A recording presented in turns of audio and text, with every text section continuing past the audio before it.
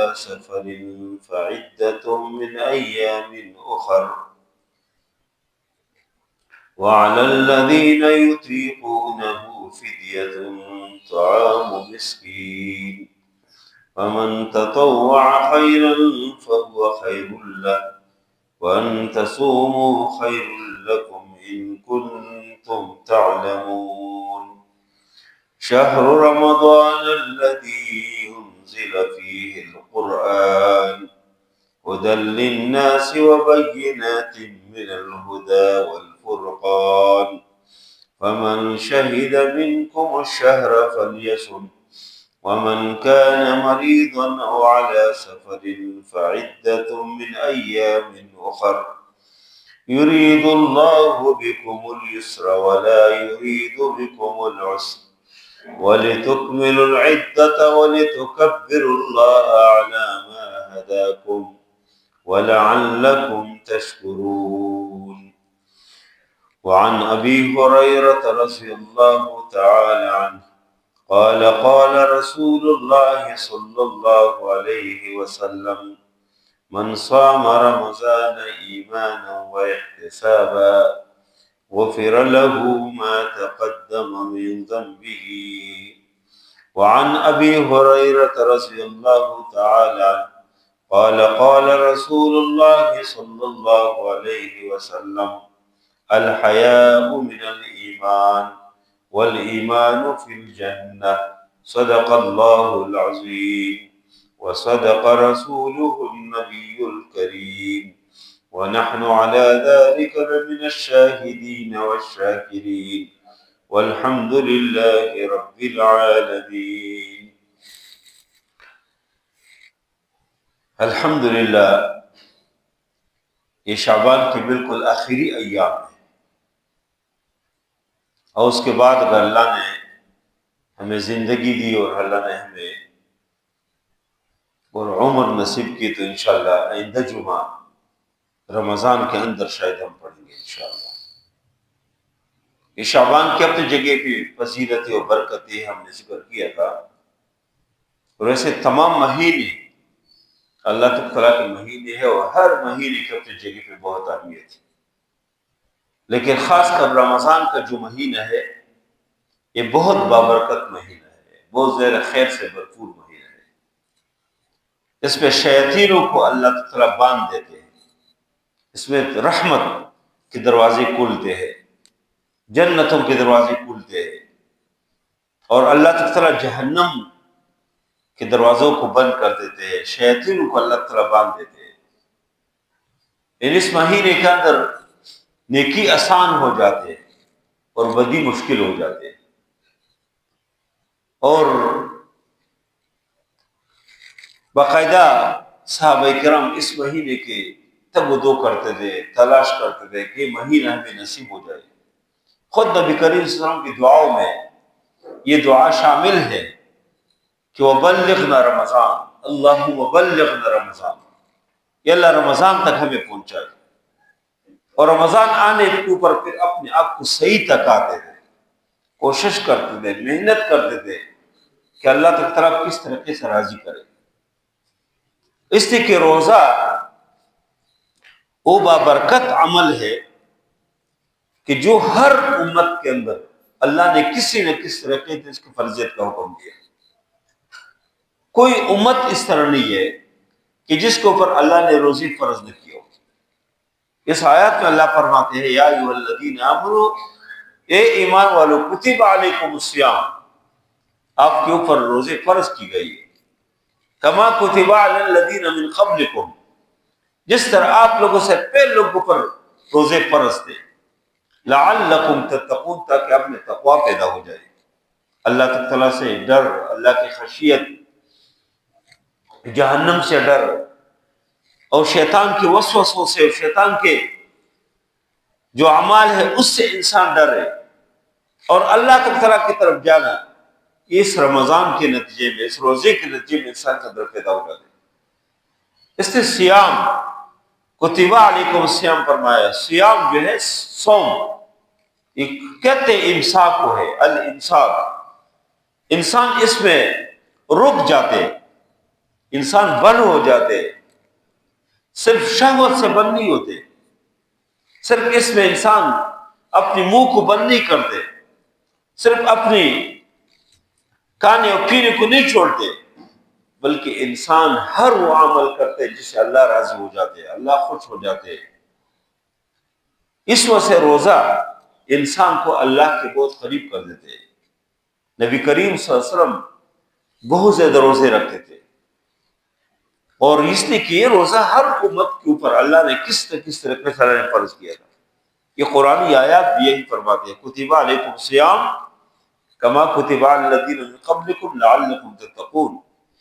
ہر امت کے اوپر اللہ نے روزے فرض کی، اس کی شکل مختلف ہے، انداز مختلف ہے، روزوں کی تعداد مختلف ہے، لیکن کسی نہ کسی شکل میں، کسی نہ کسی طریقے سے روزے اللہ نے اس کے اوپر فرض کیے۔ حضرت آدم علیہ السلام کے اوپر بھی، آدم علیہ السلام کے بعد نوح علیہ السلام اور عیسیٰ علیہ السلام تک مختلف انبیاء کے اوپر اللہ نے مختلف انداز سے روزے فرض کیے۔ موسیٰ علیہ السلام اور اس کے اوپر جو روزوں کی فرضیت ہے، اور اس کے بعد یہودی جو روزے رکھتے تھے، معلوم ہوتے کہ صرف محرم کے روزے رکھتے تھے، اور اس طرح وہ یہودی سوچ سے بھی رکھتے ہیں کہ موسیٰ علیہ السلام کو اللہ نے فتح یاب کیا اور فرعون اور اس کے لشکر کو اللہ نے تباہ کی، اس خوشی میں روزے رکھتے تھے۔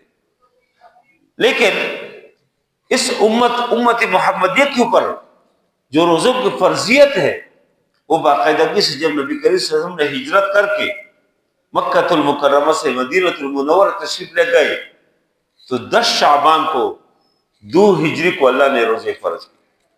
اس کے بعد پھر بہت سارے غزوات ہیں جو اس رمضان کے مہینے میں صحابہ کرام گئے اور روزے سے تھے، اور غزوے لڑے ہیں، باقاعدہ جنگی لڑی ہے۔ تو یہ اللہ نے اس لیے فرض کیا کہ یہ انسان کو اللہ کے قریب کر دیتے، انسان اللہ کے قریب ہو جاتے اس میں۔ اور پھر اس آیاتوں کے اندر جو میں نے ذکر کیا، جو آغاز میں تلاوت کیے، اس میں روزے کی فرضیت کو اللہ نے صیام سے ذکر کیا، کتب علیکم الصیام، آپ کے اوپر اللہ نے روزے فرض کیے، کما کتب علی الذین من قبلکم لعلکم تتقون۔ اور پھر آگے اللہ نے فرمایا کہ شہر رمضان الذی انزل فیہ القرآن، یہ رمضان کا مہینہ وہ مہینہ ہے جس کے اندر اللہ نے قرآن نازل کیا، ھدی للناس، جو ہدایت ہے لوگوں کے لیے، وبینات من الھدی والفرقان، اس میں ہدایت کی اور حق و باطل کے درمیان فرق کرنے کے بالکل واضح قسم کی نشانی ہے، دلائل ہے۔ اور پھر اللہ نے اس کو ذکر کیا کہ جو آدمی روزے نہیں رکھ سکتے تو فدیہ دے دے، فدیے کا ذکر کیا، اور جو رکھ سکتے ہیں تو فرمایا کہ فلیصم، روزے رکھے۔ جو آدمی بیمار ہے نہیں رکھ سکتے، جو عمر زیادہ نہیں رکھ سکتے، جو سفر میں نہیں رکھ سکتے، اللہ نے سہولت دی ہے، فمن کان منکم مریضا او علی سفر فعدۃ من ایام اخر، جو آدمی بیمار ہے یا سفر میں، تو جتنے روزے وہ سفر میں کا ہے یا بیماری کی حالت میں کا ہے تو اس کی پھر اسی حساب سے روزے رکھے۔ اور جو آدمی ضعیف ہے، بیمار ہے، نہیں رکھ سکتے، تو اسلام نے اس کے اوپر کوئی زور زبردستی نہیں کیا، نہیں جس سے کیسے اور وہ فدیہ دے دے، فدیہ جو علماء کرام پھر گندم کے حساب سے، آٹے کے حساب سے اس حساب لگاتے ہیں، وہی جو فطرانہ دیتے ہیں وہی ایک روزے کی ایک قسم وہ کفارہ ہے۔ لیکن اس آدمی کے لیے کہ جو بیمار ہے اور پھر بعد میں نہیں رکھ سکتے، اس آدمی کے لیے جو بہت زیادہ ضعیف ہے نہیں رکھ سکتے، لیکن جو آدمی روزے رکھ سکتے اور نہیں رکھے، اس کے اوپر اس کے لیے کفارہ نہیں ہے، اس کے لیے تو پھر جو ہے وہ اس کے اوپر ایک روزے کے بدلے میں 2 مہینوں کے روزے رکھیں گے، 2 مہینوں کی مسلسل روزے رکھیں گے، یہ 60 مسکینوں کو کھانا کھلائیں گے۔ اور اس طرح اس کے لیے اللہ نے قسم سختی کی اس کے اوپر، اس لیے کہ اس روزوں کی بہت اہمیت ہے، بہت زیادہ اس کی فضیلت ہے۔ اس کو بعد میں کوئی آدمی رکھ بھی لے تو مزہ نہیں آتا ہے جو اس رمضان کے روزے میں، اس سے کہ فرض روزے، ایک مسلمان، ایک مومن وہ روزہ کیسے نہ رکھے؟ کیسے ہو سکتے کہ مسلمان مومن روزے نہیں رکھتے؟ اور نبی کریم صلی اللہ علیہ وسلم نے فرمایا حضرت ابو ہریرہ کی روایت ہے، بخاری اور مسلم اور ساری کتابوں نے اس کو نقل کیا ہے۔ فرمایا کہ من صام رمضان ایمانا و احتسابا غفر له ما تقدم من ذنبه، جو آدمی روزے رکھے ایمان کی حالت میں رکھے، وہ احتسابا اور ثواب کی نیت سے اور ثواب کی امید کے اوپر رکھے، کوئی ریاکاری ذہن میں نہ ہو، کوئی اور چیز نہ ہو، اللہ کی رضا کے لیے روزہ رکھے، ایمان کی حالت میں رکھے، تو فرمایا غفر له ما تقدم من ذنبه، اس کے پہلے گناہ اللہ معاف کریں گے۔ اور اس طرح کی روایت بھی ہے کہ ہر عمل کے اجر و ثواب اللہ کی طرف 10 گنا دیتے ہیں اور اس کو بڑھاتے ہیں، 700 گنا تک بڑھاتے ہیں۔ لیکن نبی کریم صلی اللہ علیہ وسلم نے فرمایا کہ اللہ تعالیٰ فرماتے کہ الا الصوم، مگر روزہ اس طرح نہیں ہے، فإنه لی وأنا أجزی بہ، فرمایا کہ روزہ میرے لیے اور میں اس کا بدلہ دیتا ہوں، روزہ میرے لیے اور میں اس کا بدلہ دیتا ہوں۔ اور بعض روایت سے معلوم ہوتے کہ وأنا أجزی، میں خود اس کا بدلہ ہوں۔ اللہ فرماتے کہ میں خود اس روزے کا بدلہ ہوں، میں جتنی دیر چاہتا ہوں دے دوں گا، اور میں خود اس کا بدلہ ہوں۔ وہ کہ ایک آدمی کی جگہ کسی بادشاہ کے محل میں بادشاہ نے اعلان کیا کہ اس محل میں جس کو جو چیز پسند ہو لے لو، لوگ گئے، کوئی ایک چیز کو پسند کرتے، کوئی دوسری چیز کو پسند کرتے تھے۔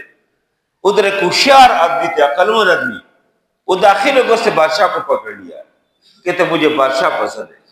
لوگوں نے کہا اللہ کے بندے بادشاہ کیا کر دے، اس محل کے اندر جو خوبصورت چیز کو لو۔ اس نے کہا نہیں، جب بادشاہ میرے پاس آ گیا تو اس محل کی ساری چیزیں میرے ہو گئی۔ جب اللہ تعالیٰ ہمیں بدلے میں مل جائے، اس رمضان کے بدلے جب اللہ تعالیٰ خود ہو، تو پھر اور کیا چیز چاہیے، بہترین اجر ہے۔ اور ایک روایت جو سلمان فارسی رحمہ کی روایت ہے، بہت مشہور روایت ہے کہ شعبان کی بالکل آخری تاریخ میں نبی کریم صلی اللہ علیہ وسلم نے ایک خطبہ دیا۔ اس کے سند میں بعض لوگوں نے بات کی ہے، سند میں بعض راوی کمزور ہے، لیکن اس سند کی جو اس حدیث کی جو متن ہے وہ اور روایت سے معلوم ہوتے کہ وہ صحیح ہے۔ اور نبی کریم صلی اللہ علیہ وسلم فرمایا، خطبہ دیا، سلمان فارسی نے فرماتے کہ ختم اللہ رسول اللہ صلی اللہ علیہ وسلم فی آخر یوم من شعبان، آخری دن شعبان کے آخری دن میں نبی کریم صلی اللہ علیہ وسلم نے خطبہ دیا اور فرمایا کہ یا ایھا الناس قد اظلکم شہر عظیم شہر مبارک، یہ لوگوں آپ کے اوپر بہت عظیم مہینہ سائے پگن ہونے والا ہے، بہت عظیم مہینہ، شہر عظیم شہر مبارک، ایک بہت بابرکت مہینہ ہے۔ اور پھر فرمایا کہ اللہ نے اس مہینے کے روزے کو اللہ نے فرض کیا، شہر عظیم شہر مبارک۔ اور پھر نبی کریم نے فرمایا کہ اس پہ جو آدمی کوئی بھی خیر کا کام کرے، اس ایک خیر کا کام اللہ اس کے فرض کا بدلہ دیں گے۔ کوئی نفل پڑھتے، کوئی سنت ادا کرتے، کوئی بھی خیر کام کرے، کوئی اس فرض ادا کیا۔ ومن ادى فريضة فيه، اور جو اس پہ کوئی فرض ادا کرے، کان کمن ادى 70 فرض، کوئی 70 فرض ادا کیا۔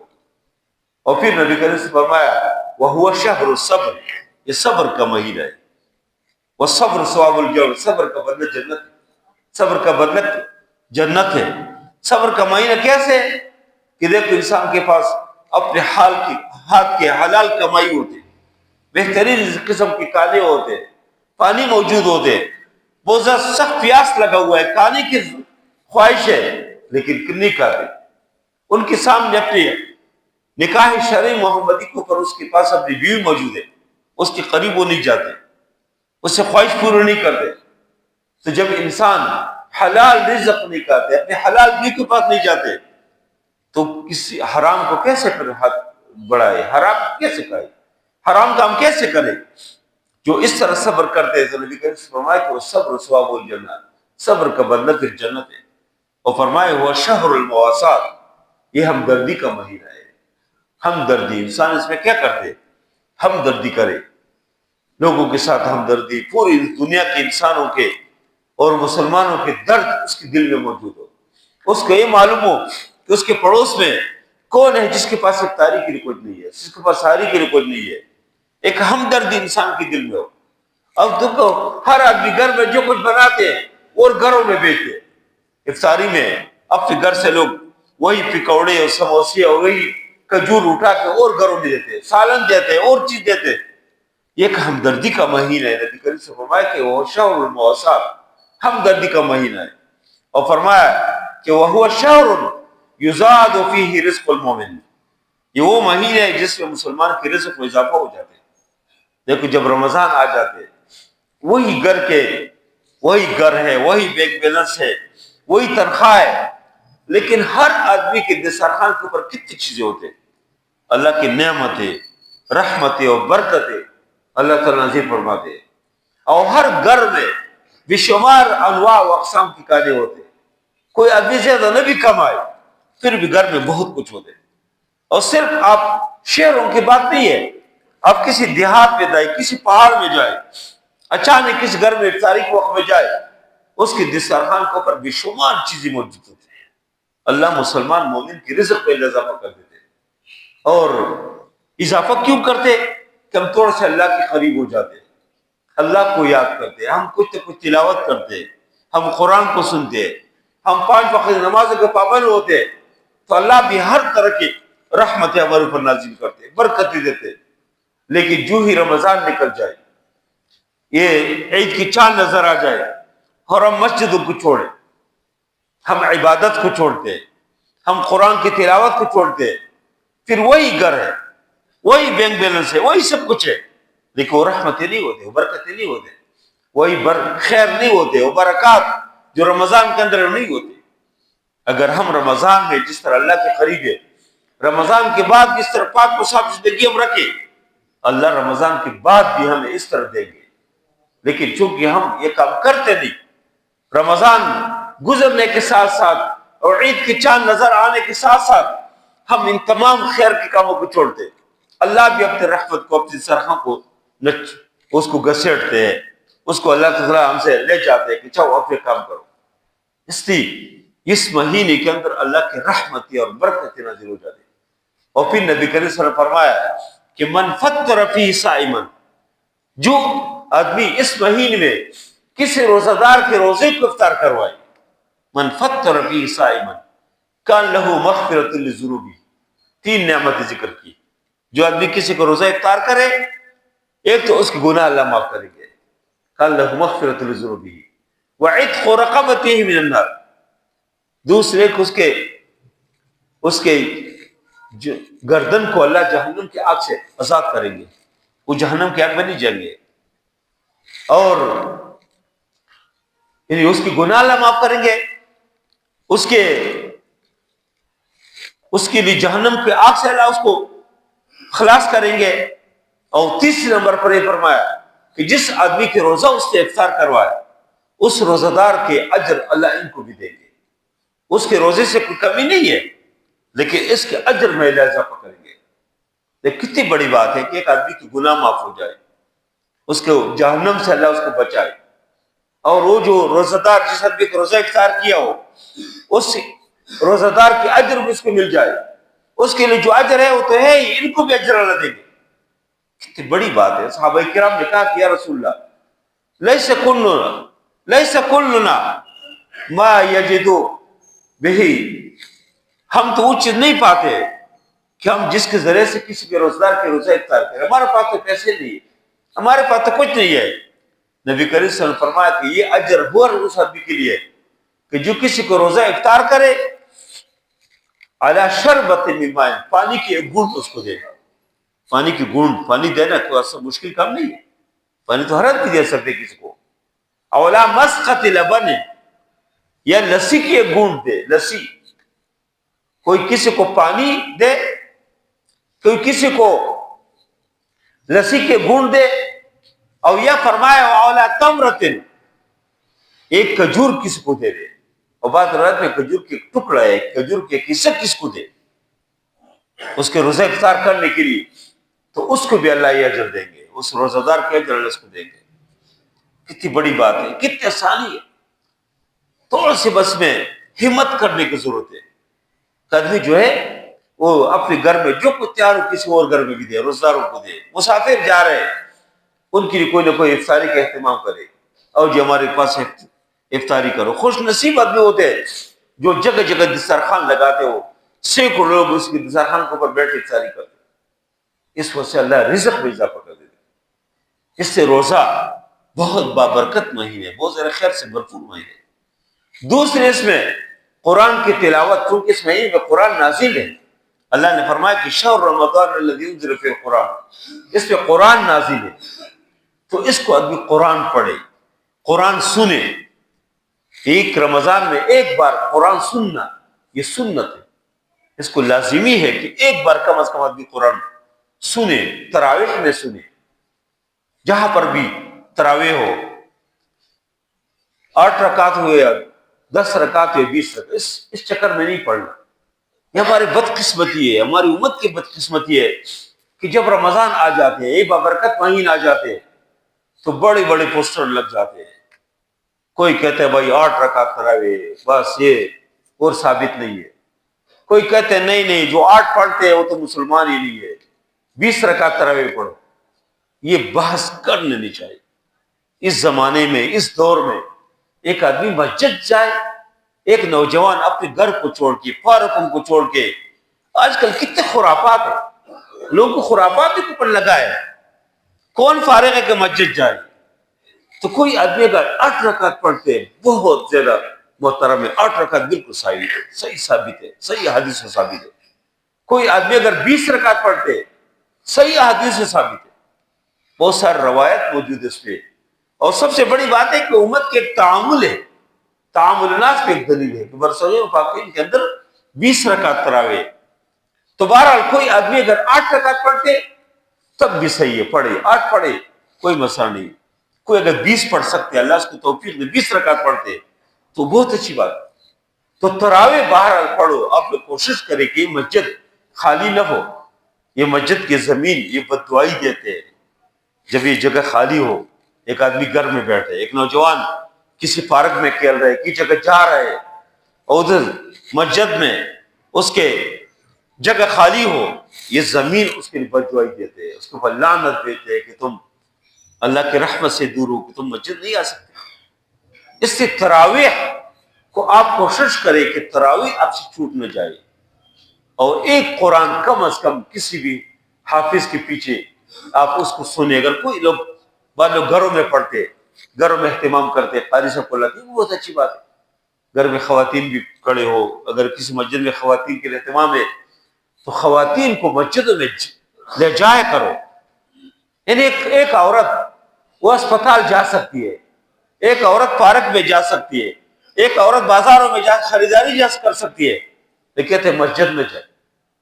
اصل تو خاتون ہے. مرد جو بات سنتے اس کان سے سنتے اس سے نکالتے. لیکن ایک عورت اگر اس کی تربیت ہو جاتی ہے، ایک عورت کوئی بات سنے، ایک عورت صحیح راستے کو لگ جائے، وہ پورے خاندان کو، پورے گھر کو تبدیل کرتے ہیں. دیکھو عورتوں نے بہت بڑا کام کیا، عورتوں کا بہت بڑا حصہ ہے اسلام کے تشہیر میں بھی.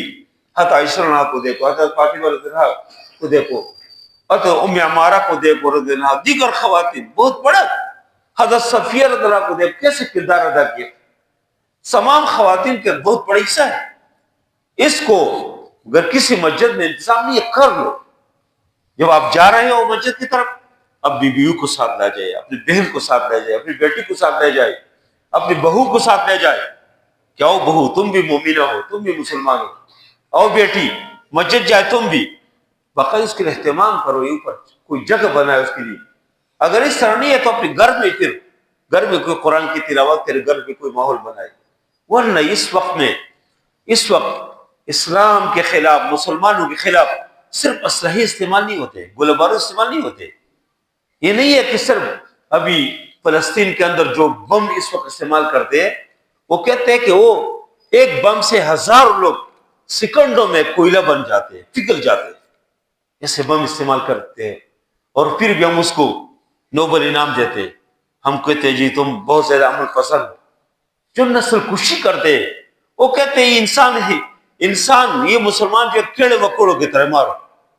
لیکن صرف یہ کام نہیں ہے، کافر صرف یہ کام نہیں کر رہے کہ ہمارے خلاف صرف اسلحے استعمال کر رہے، وہ ہمیں دین سے دور کرنا چاہتے ہیں، کھوکھلا کرنا چاہتے ہیں. ان کی خرافات، ان کی جس طرح نیو یارک اور ان کے برطانیہ اور ان ملکوں میں ان کے شہروں میں جس طرح لوگ خودکشی کرتے اور اپنی زندگی سے تنگ ہے، جس طرح بچے اپنے باپ سے دور ہے، والدین سے دور ہے، والدین بچوں سے دور ہے، اور کوئی ایک مدر پدر ایک آزاد معاشرہ ہے، وہ چاہتے کہ وہ ادھر ہمارے یہاں بھی شروع ہو جائے۔ اس لیے اگر ہم نے اپنے بچوں کو انگلی سے پکڑ کے ساتھ مسجد لے کے نہیں گئے، ہم اپنی بیووں کو، اپنی بیٹیوں کو، اپنی بہوؤں کو، اپنی بیووں کو ساتھ لے کے نہیں گئے، تو بیچارے اس طرح اس ماحول میں وہ شکار ہو جائیں گے۔ ابھی دیکھ کل 14 فروری ہے، یہ جو ویلنٹائن ڈے ہے، یہ کیا ہے؟ ایک بے حیائی کی ایک چیز ہے، ایک ہمارے ہر نوجوان دین سے دور ہے۔ پتہ نہیں ہے نوجوانوں کو کہ ہم کیا کر رہے ہیں۔ مغرب کے اندر اگر کسی نے ادھر یورپ میں کسی نوجوان نے پٹا ہوا پتلون پہنا ہوا ہے تو ہمارے نوجوان کیا کرتے ہیں؟ پتلون خریدیں گے، اس کو کسی پتھر کے ساتھ یا کسی فرش کے ساتھ اس گھسیٹیں گے کہ پٹ جائے، اور اسی طرح جس طرح ان کے ران نظر آ رہے ہیں ہمارے نوجوان کے ران نظر آ جائے۔ کتنے ہم دور گئے، اسلام سے کتنے دور گئے کہ وہ جو کچھ کرتے ہم بھی کریں۔ یہ جو ویلنٹائن ڈے ہے، یہ ان ممالک ہے، مغربی ممالک میں، جو بیچاروں کے نہ ماں ہے، نہ بہن ہے، نہ بیٹی ہے، کوئی تصور نہیں ہے۔ میں نے پہلے ہمیشہ ذکر کیا ہو کہ ایک بار ادھر سے اسلامی یونیورسٹی کے ایک طالب علم ہمارے ساتھ جاپانی تھے، وہ اسلام قبول کیا تھا، اسلامی یونیورسٹی میں پڑھتے تھے۔ جب ہم جا رہے تھے، میرے خیال میں کوئی 2003 یا 2004 کی بات ہے، ہم جا رہے تھے تو ہم سمجھے کہ یہ آدمی ہمیں اپنے گھر لے جائیں گے، اپنے علاقہ دکھائیں گے۔ جب ادھر گئے تو وہ ہمارے ساتھ اس سینٹر میں رہتے تھے، Islamic centre of Japan, Islamic circle of Japan, اس سینٹر میں ہمارے ساتھ رہتے تھے کہ جہاں ہم رہتے تھے۔ ہم نے ایک دن کہا کہ آپ کا علاقہ، آپ کے والدین، اس نے کہا تو بہت خوش نصیب ہو، روئے، کہتے کہ مجھے پتہ نہیں کہ میری ماں کدھر ہے، میرے بہن کدھر ہے، میرے بھائی کدھر ہے۔ جس طرح گھونسلے میں پرندے ہوتے ہیں نا، جو پر آ جاتے ہیں بچوں کے، پرندوں کے، تو اڑ جاتے ہیں، اس طرح وہ بھی تھوڑے سے بڑے ہو جائے نا، بس بیٹا ادھر جاتے ہیں، بیٹی ادھر جاتے ہیں، اور والدین بیچارے کسی سہارے بس بہت مشکل سے جا رہے ہوتے، آ رہے ہوتے، کسی پارک میں بیٹھے ہوتے، اس کے الاؤنس مقرر کی حکومت نے، تو وہی وہ بیچارے عزت سے آ رہی ہے۔ لیکن ہمارے لوگ ویلنٹائن ڈے مناتے ہیں، کیسے مناتے ہیں؟ 14 تاریخ کو ایک حیا عورت جا رہی ہوگی، ایک نوجوان اس کو سرخ پھول پیش کریں گے، پکڑو جی، محبت کے اظہار کرتے ہیں۔ بھائی محبت اپنی ماں سے کرو، اپنی بہن سے کرو، اپنی بیٹی سے کرو۔ والدہ بیچارے سے تو مہینے ملتے نہیں، اور ادھر خرافات کر رہے ہیں۔ پچھلے سالوں میں اسی 14 فروری کو ایک نوجوان کسی تعلیمی ادارے میں، کسی یونیورسٹی میں، ایک نوجوان سرخ پھول لے کے لڑکیوں کے راستے میں کھڑے تھے، ادھر سے ایک لڑکی آ رہی تھی، حجاب میں ہے، اس نے اس پھول اس کو پیش کیا۔ اس نے بہت کوشش کی کہ نہ لے اس سے، لیکن یہ بہت زیادہ اس کو مجبور کیا، اس کو پیش کیا۔ جب اس کا چہرہ کھول دیا، دیکھو اس کی بہن تھی، بہن، اپنی بہن، اس کو پتہ نہیں تھا کہ میرے بہن ہے، وہ سمجھا کہ کوئی عام لڑکی ہے، اس کو پھول پیش کر رہے ہیں اور بار بار اس کو تنگ کر رہے ہیں۔ اس کو دیکھ لے کہ میرے بھائی ہے، کیا کہوں ان سے، لیکن جب وہ بار بار اسے تنگ کیا اور اس کے چہرے کو پتہ چلا تو ان کی بہن ہے، اپنی بہن، یعنی اتنے ہم دین سے دور گئے۔ ویلنٹائن ڈے، اللہ کے نبی صلی اللہ علیہ وسلم نے فرمایا کہ الحیاء من الایمان، حیا ایمان ہے، حیا میں ایمان ہے، الحیاء من الایمان، حیا ہی ایمان میں سے ہے۔ اور فرمایا کہ الحیاء من الایمان والایمان من الجنہ، ایمان والے جنت پہ جائیں گے۔ نبی کریم صلی اللہ علیہ وسلم خود اتنے حیاناک تھے کہ فرمایا کہ ایک جس طرح ایک باکرہ عورت ہوتی ہے جس کی شادی نہیں ہوتی ہے، جس طرح وہ نوجوان لڑکی باپردہ عورت جتنی باحیا ہوتی ہے، اللہ کے نبی صلی اللہ علیہ وسلم اس سے زیادہ حیاناک تھے۔ اس نبی کی حیا کدھر ہے ہمارے اندر؟ جس پیغمبر کی کلمہ ہم پڑھتے ہیں، اس کے کلمہ، اس کے حیا کدھر ہے ہمارے اندر؟ اس لیے میرے بھائیوں، دین دشمن جو لوگ ہیں وہ ان طریقوں سے ہمیں دین سے دور کرنا چاہتے ہیں، اسلام سے دور کرنا چاہتے ہیں، شریعت سے دور کرنا چاہتے ہیں، اور ان کے زیادہ فوکس جو ہے وہ جوانوں کے اوپر ہے کہ جوان دین سے دور ہو جائے۔ اس لیے میں آپ لوگوں سے درخواست کرتا ہوں کہ بہت بابرکت مہینہ ہے رمضان کا، یہ بہت بہترین مہینہ ہے، پتہ نہیں مہینہ پھر ہمیں نصیب ہوتے ہے کہ نہیں۔ آپ لوگوں سے میں درخواست کرتا ہوں کہ اس مہینے کے اندر اللہ کو راضی کرے، اللہ کو خوش کرے، رحمان بادشاہ کو خوش کرے۔ اس مہینے کے اندر مکمل کوئی نماز آپ کے تکبیر تحریمہ اور تکبیر اولیٰ کے بغیر نہ ہو۔ ہر وقت فجر سے لے کر عشاء تک جتنے نمازیں، بلکہ یہ تو 5 وقت نماز تو ہر مسلمان پڑھتے، سحری کے لیے اٹھے۔ سحری اللہ کے نبی صلی اللہ علیہ وسلم فرمایا ان فی السحور لبرکہ، سحری میں برکت ہے۔ اس پہ سب سے بڑی بات یہ بھی ہے کہ جب آدمی سحری کی اٹھتے ہے تو وضو کرتے، کچھ نہ کچھ نماز پڑھتے، با جماعت نماز کے لیے حاضر ہو جاتے، اور اس کے بعد پھر ہر نماز اس کی پابندی کرو، استغفار کرو بہت زیادہ، قرآن کی تلاوت۔ یہ قرآن اس رمضان میں نازل ہے، شہر رمضان الذی انزل فیہ القرآن، اس رمضان میں نازل ہے۔ سنو بھی امام سے، ادھر حافظ صاحب سے، قاری صاحب سے قرآن سنو بھی، اور خود بھی قرآن کی تلاوت کرو۔ اس طرح صدقات کرو بہت زیادہ۔ نبی کریم صلی اللہ علیہ وسلم ہمیشہ صدقے کرتے تھے، بہت سخی تھے، لیکن خاص کر رمضان میں اللہ کے نبی صلی اللہ علیہ وسلم فرماتے ہیں حدیث میں کالریح المرسلۃ، جو تیز ہوائیں چلتی ہے ہر چیز ساتھ اڑا کے لے جاتی ہے، اس طرح اللہ کے نبی صلی اللہ علیہ وسلم ان ہواؤں سے بھی زیادہ سخاوت فرماتے رہے، سخاوت سخی ہوتے تھے۔ اس لیے آپ لوگ سخاوت جتنے صدقے کر سکتے ہیں، جتنے سخاوت کر سکتے ہیں، لوگ کی افطاری کے لیے اہتمام کر سکتے ہیں، گھروں سے لوگوں کو بلاؤ، باہر جگہ جگہ دسترخوان لگائے کہ لوگ مسافر اور غریب لوگ وہ روزہ افطار کرے۔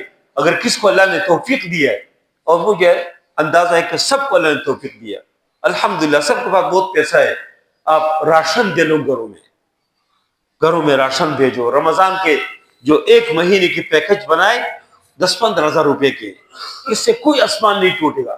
ایسے غریب لوگ ان کی گھروں میں جا کے، کوئی نام نہ لو، ان کے گھر کے باہر رکھو، وہ خود لے جائیں گے۔ ایسے سفید دفوش لوگ ہیں جو بیچارے کسی کو کہہ نہیں سکتے، لیکن ان کے لیے بہت مسائل ہے۔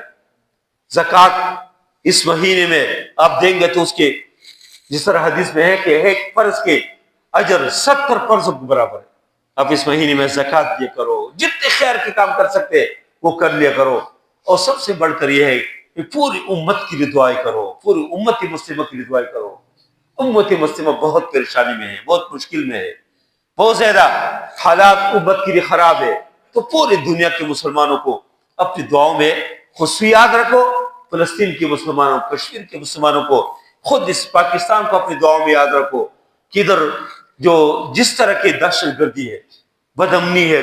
گزشتہ جمعہ دیکھو، جمعے کی نماز کے دوران اسلام آباد میں ایک مسجد کے اندر، ایک امام بارگاہ کے اندر دھماکہ ہوا، کتنے سے نقصان ہوا۔ اس کے بعد چند دن بعد اسلام آباد میں ایک مسجد کے اوپر رات 1 بجے فائرنگ ہو گئی۔ میں نے ذکر کیا تھا، نہیں کوئی اور ہے، شیعہ و سنی مسئلہ پاکستان میں نہیں ہے۔ جب بھی پہلے بھی دیکھیں، جب بہت زیادہ دہشت گردی کی حالت تھی، اس وقت بھی کسی امام بارگاہ میں اگر حملہ ہوا تو سنیوں نے جا کے ان کے شہداء اٹھائے، ان کے زخمیوں کو خون پیش کیا، ان کے زخمیوں کو اسپتال پہنچایا۔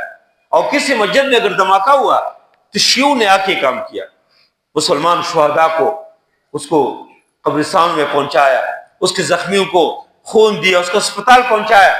لیکن درمیان میں کوئی اور قوت ہے جو لڑا رہا ہے، یہ شیعہ و سنی فسادات نہیں ہے، یہ کوئی اور دشمن ہے جو مسلمانوں کو لڑنا چاہتے ہیں۔ اور یہ اس لیے بھی کرتے ہیں کہ اس وقت پوری دنیا کے مسلمان، خاص کر پاکستان کے مسلمان، وہ ایران کے ساتھ ہے، امریکہ کے مقابلے میں، اسرائیل کے مقابلے میں۔ تو دشمن کے کوشش کس طرح لڑائے اس کو پسند نہیں ہے۔ یہ اتحاد، اتفاق، مسلمانوں کے ایک جگہ بیٹھنا، یہ بالکل ان کو پسند نہیں ہے، اس لیے انہوں نے یہ کام کیا۔ لیکن ہمیں ان حالات میں یہ بھی دعا کرنی چاہیے کہ جو لوگ بدامنی کو پلا رہے ہیں اور ہدایت کے قابل نہیں، اللہ ان کے لیے کافی ہو جائے، اللہ ان کے عبرت کا نشان بنائے۔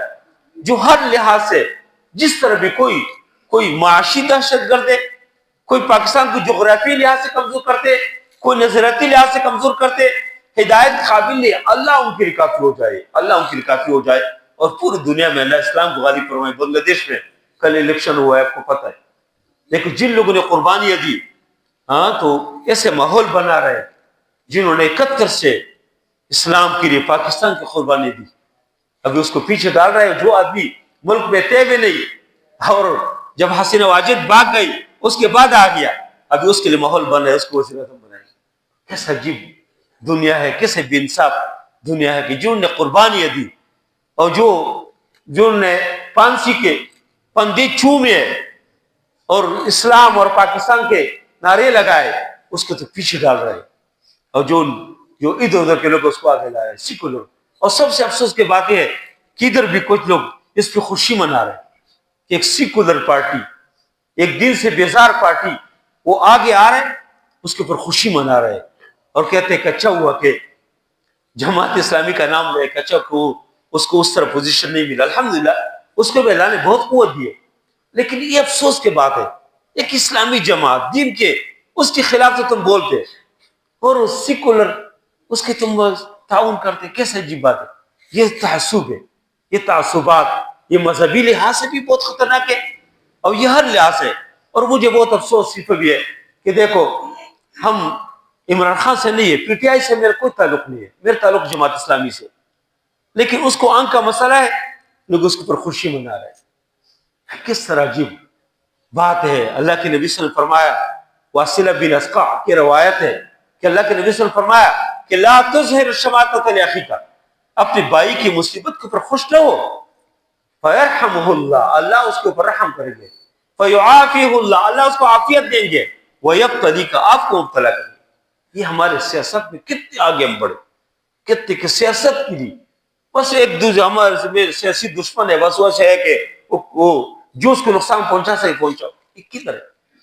پہلے تم لوگ کہتے رہے کہ مولوی جو ہے مسجدوں کے لوگ یہ تنگ نظر ہے, یہ تنگ نظری تو آپ نے بہت آگے بڑھے ہیں. آپ تو یہ چیزیں نہیں ہونا چاہیے. کسی مسلمان کے اوپر خوشی کا اظہار نہیں کرنا چاہیے, اس کو کوئی مصیبت ہے تکلیف ہے اس کے لیے دعائیں کرنا چاہیے, اور ساری مسلمان تحریکات ان کو مضبوط کرنے کے اللہ ہمیں توفیق عطا فرمائے. وصلی اللہ تعالی علی خیر خلقہ محمد و علی صحبہ اجمعین برحمتک یا ارحم الراحمین.